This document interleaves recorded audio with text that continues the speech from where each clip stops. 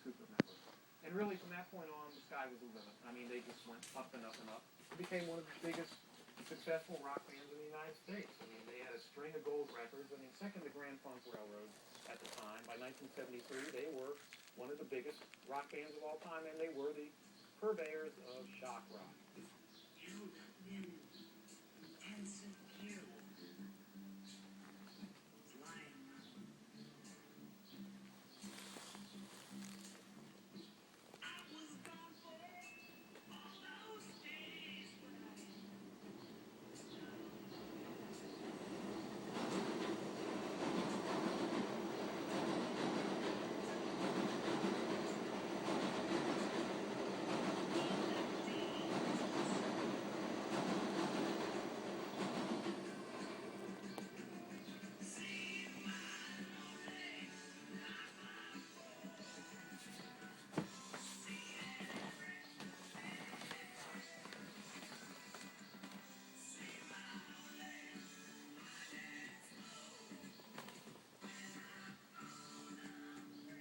Released in January 1971, Love It to Death was both a triumph and a breaking point.